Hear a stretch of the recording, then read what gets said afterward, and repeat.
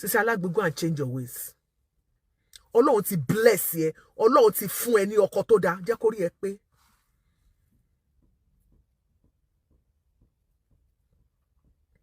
People are blaming Akim. Oh, record. Shakim will record. You people are just bunch of kimasoro jising gbogbo intense so jargon lẹ́nu. Shakim ló record ni. Láàrin èmi àti ẹ, Shakim ló record ni. Àbójú yín fọ́ abẹ́ rí video. Some people do not see the video. Ẹ ṣépè fún ẹ kẹ́kọ̀ọ́. Why you stay there? Bí ṣépè fún Akim. Shakim ló record ni. Ẹ̀yin èèyàn wa, arábìnrin yìí ti jáde tán o, wá blast arábìnrin tí a mọ̀ sí Sisi Alagbo níbi tí òun pẹ̀lú obìnrin míì wọ́n ti ń bá ọkọ rẹ̀ sùn, wọ́n bá ọkọ Sisi Alagbo ní àjọṣepọ̀ tí fídíò náà sì jáde. Ọ̀rọ̀ yẹn ni arábìnrin yìí sọ. Ẹ̀yin èèyàn wa, ẹ jẹ́ ká gbọ́ látẹnu arábìnrin yìí. Akim fẹ́ lónìí, ó fẹ́ fi bá Akim kò báyé Sisi Alagbo jẹ́. Kò ní intention láti báyé Sisi Alagbo jẹ́. Sisi Alagbo ni kó lọ ní ìwà tí obìnrin ní láti gbélé ọkọ. Sisi Alagbo ni kó lọ ní ìwà tí obìnrin ní láti maintain ọkọ gidi. Akim is a good man. I'm saying it. And she is even lucky. Eniola, and Sisi Alagbo, she's lucky to have someone like Hakim. You know, a year. Hakim, what is suffering? The only problem, you have to stand as a man in that family. You are the head of the family. Eniola called the head of the family. Very soon, we'll pay 50 years. Mo máa ń fi àwọn kí mo wá mi ṣe example fún ẹni gbogbo gbà. Mo ní kó máa lọ sí page àwọn Jagun Mobile ìbílẹ̀. Mo ní mo ṣe fẹ́ kẹ́ máa ṣe nìyẹn. Ẹ lọ ṣe léyá, lọ sí Èkó, ìwà Sisi Alagbo, ẹ lọ sí Èkó, ẹ lọ ṣe léyá pẹ̀lú ìyá Kimat. Nígbà holiday kí àwọn ọmọ ìyá Kimat wá ṣe holiday ní Ìbàdàn pẹ̀lú ẹ. Àbí nǹkan tá jọ ń sọ kọ́ nìyẹn.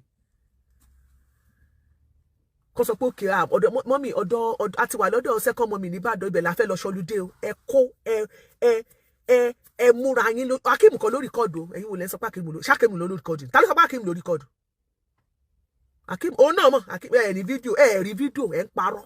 Nonsense gbogbo nǹkan tẹ́ analyze. Akim kan ló record. Akim is not a bad man.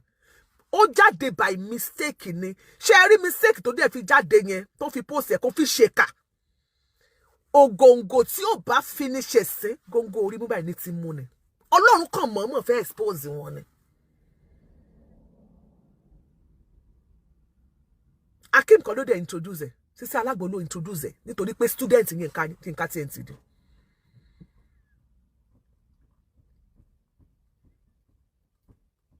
So, I blame Akim for 30%. I blame Eniola for 70% or even carefully 75%. I am giving her 75%. I'm saying it publicly. Kí Eniola kó lọ jókòó, ìrìn tó bá rìn ní kọ̀kọ̀ àti ní gbangba kó jẹ́ kó rí ẹ pé.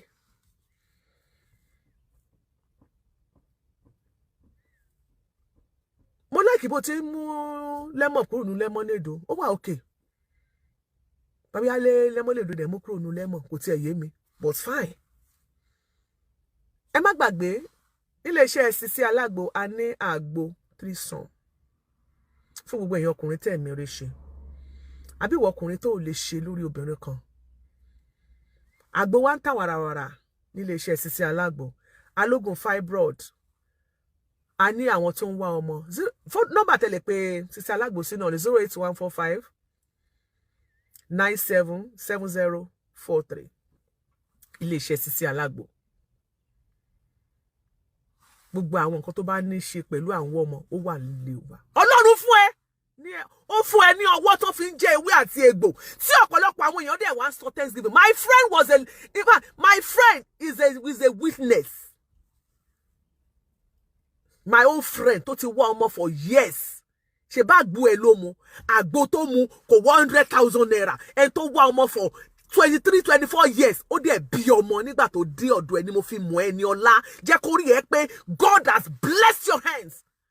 oyè àwọn tí ó ti ọwọ́ pọ̀ fún wọn ní àgbo mi ìmọ̀ kan tó mo máa ń rò pé kí ló máa fi sínú àgbo yẹn tí wọ́n ti ọwọ́ ẹ lóyún tán ti bí ọmọ tó bá ní kó máa kà wọ́n babies yẹn tí Ọlọ́run ti pò fún wọn ní ewé àti egbò tí wọ́n ti bí ọmọ àwọn ọmọ yẹn is more than 400 500 tèmi tí mo ti rí àwọn táwọn tí wá padà wá bá mi l'Amẹ́ríkà yìí mo ti ní ẹni tí mo ti introduce sí ẹyọ bíi 4 tán ti lóyún tínú mi ń dùn tí mo sọ pé àwọn ṣe báwo ló ṣe ṣe woman àmọ́ mi FAUSAT ní UK tọmọ wọn wà ní UK àgbo ẹni mo introduce ọmọ sí ní last year now wọ́n padà pè mí pé ọmọ ìyá alájọ ọmọ yín ti lóyún God is blessing your hand jẹ́ kó rí ẹ pé jẹ́ kí ìrìn ẹsẹ̀ mọ́ má bà yí ara ẹ jẹ́.